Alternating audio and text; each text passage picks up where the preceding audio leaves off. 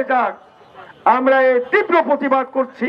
আমেরিকার কালো হাত, নারায়ে তাকবীর, আল্লাহু আকবার। আমরা জানিয়ে দিচ্ছি যে তোমরা ফিলিস্তিনিদের প্রধান মিত্র ইরানের উপরে হামলা করেছো, কিন্তু বিশ্বের সকল মুসলমান ফিলিস্তিনের সাথে রয়েছে, বিশ্বের সকল মুসলমান ইরানের সাথে রয়েছে। ইনশাআল্লাহ ইরানের বিজয় হলেই হবে। পশ্চিমা শাসক গোষ্ঠী ইসরায়েল এবং যুক্তরাষ্ট্র সারা পৃথিবীর মুসলমানদেরকে তারা তাদের গোলাম করে রেখেছে।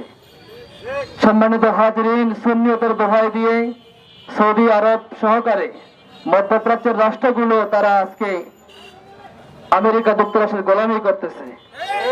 সম্মানিত উপস্থিতি, আল্লাহ পাক রব্বুল আলামিন বলেছেন, তোমাদের কি হলো, তোমরা কেন আল্লাহর রাস্তায় লড়াই করছো না? অথচ দুর্বল নারী পুরুষরা শিশুরা আজকে তারা কান্না করতেছে।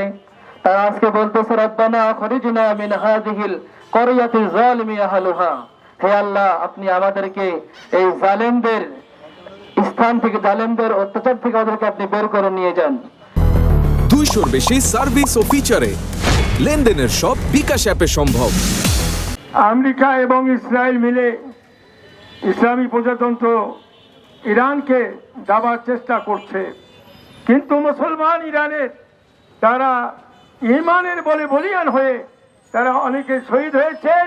এখন পর্যন্ত ইরান অনেক দিক থেকে আগায় আছে। সবাই বলে আলহামদুলিল্লাহ।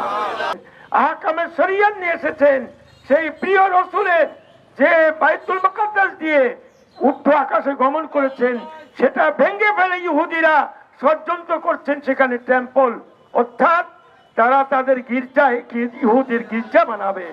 এটা কোন মুসলমান 200 কোটি মুসলমান মেনে নিবে?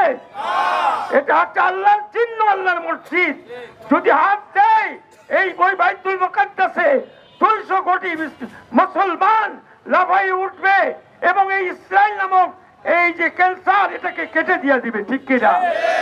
এই বিশ্বের যত মুসলমানদেরকে চালনা করছে ইসরায়েল, এই জঘন্য শত্রু, এর আমরা নিপাত জাগ এটাই আমরা কামনা করছি আল্লাহর কাছে। ঠিক কিনা?